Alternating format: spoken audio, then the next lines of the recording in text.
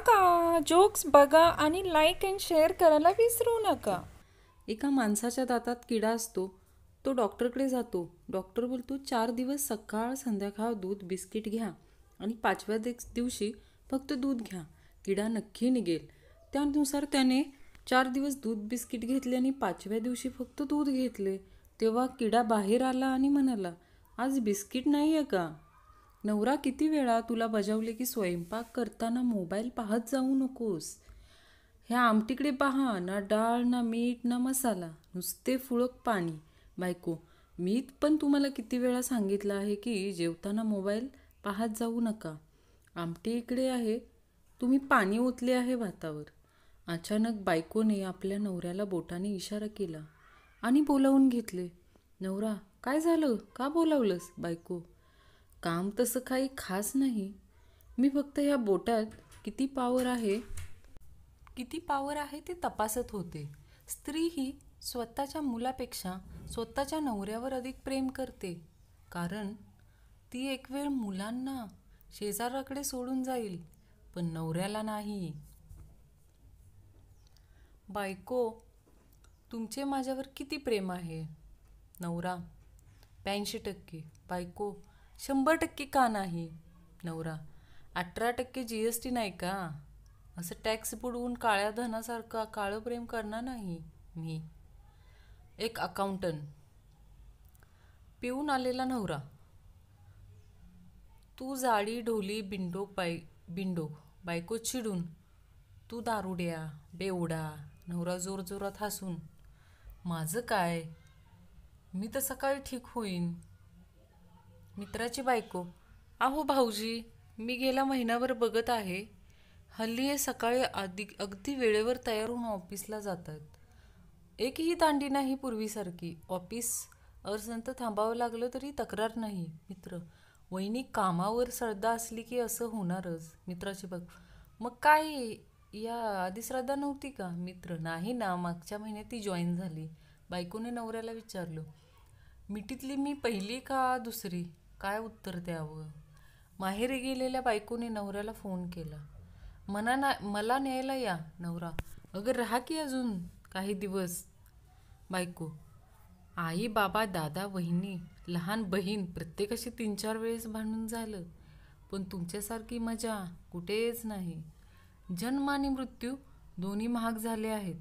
सिझेरियनशिवाय कोणी येत नाही आणि व्हेंटिलेटरशिवाय कोणी जात नाही.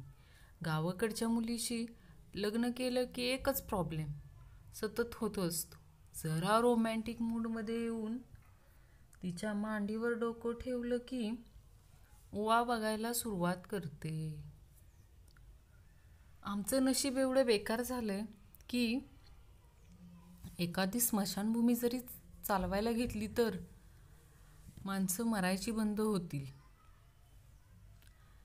एक टकला नवरा कॉलर नसलेला टी-शर्ट घालून आपल्या बायकोला विचारतो, मी कसा दिसतोय? बायको, असं वाटतंय फाटलेल्या सॉक्समधून अंगठा बाहेर आलाय. मुलगा, बाबा, तुमच्या काळात तुम्ही 4G 5G शिवाय कसे जगले? वडील, आमच्या काळात 3G असायचे, ती म्हणजे माताजी पिताजी आणि गुरुजी. त्यांची एक कानाखाली पडली की आमचे संपूर्ण नेटवर्क आपोआप सक्रिय व्हायचे. पुरुषाचं जगणं इतकं सोपं नाही. कुठल्याही लग्नात जा, जरा मनमोकळेपणाने नाचले की गल्लीतल्या बायका विचारायला लागतात, काय वहिनी, भाऊजी प्यायला लागले वाटतं, पाहायला लागले की काय?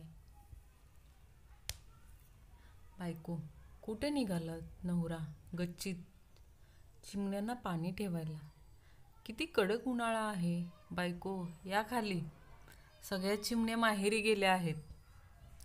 एक दुकानदार एका महिलेला साडी दाखवून थकला आणि शेवटी स्वतःचा राग आवरत त्या महिलेला बोलला, माफ करा, मी तुम्हाला एक पण चांगली साडी दाखवू शकलो नाही. बाई, जाऊ द्या, एवढं काय त्यात, मी तर अशी पण भाजी घ्यायला चालले होते, तुमच्या दुकानात AC चालू दिसला म्हणून थांबले. उन्हाळा भाऊ, लग्न झालेल्या पुरुषांसाठी एक महत्त्वाचा सल्ला. उन्हाळा सुरू झाला आहे. जेव्हा जेव्हा फ्रीजमधून पाण्याची बाटली काढाल तेव्हा ती भरूनच परत ठेवा. नाही तर लेक्चर पाण्याच्या बाटलीवरून सुरू होईल आणि दारूच्या बाटलीवर येऊन संपेल. बायको: अहो, सकाळी सकाळी बाहेर पडताना देवाला नमस्कार तरी करत जा. कामं चांगली होतात. नवरा: काहीही चांगलं होत नाही. लग्नाच्या दिवशी बाहेर पडताना घरातली सर्व देवांना नमस्कार केला, काय झालं? बायको: खूप निरागस होते मी लहानपणी. नवरा: आणि मी काय रांगत रांगत बारमध्ये जायचो का?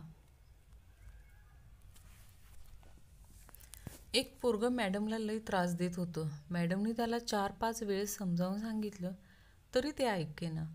मग मॅडमनी चिडून त्याला डस्टर फेकून मारला. आणि मग काय आश्चर्य, अख्खा वर्गच गायब झाला. तेवढ्यात मॅडमच्या लक्षात आलं आपण डस्टर लॅपटॉपच्या स्क्रीनवर फेकून मारलाय. Online study. माझे स्वप्न होते की आयुष्यात खूप श्रीमंत व्हायचं आणि काही न करता घरी लोळत बसायचं. बस गेल्या 4 महिन्यात माझे 50% स्वप्न पूर्ण झाले. आता फक्त श्रीमंत होणे बाकी आहे. बघूया कधी पूर्ण होतंय ते. आयुष्यात जी गोष्ट मनापासून हवी असते ती एकतर बेकायदेशीर असते अथवा महागडी असते, नाहीतर विवाहित असते. जीवन खूप सुंदर आहे. फक्त सासरा तहसीलदार पाहिजे, सासू मंडळ अधिकारी पाहिजे, बायको तलाठी पाहिजे, मेहुणा PSI पाहिजे आणि आपला वाळूचा ट्रक पाहिजे.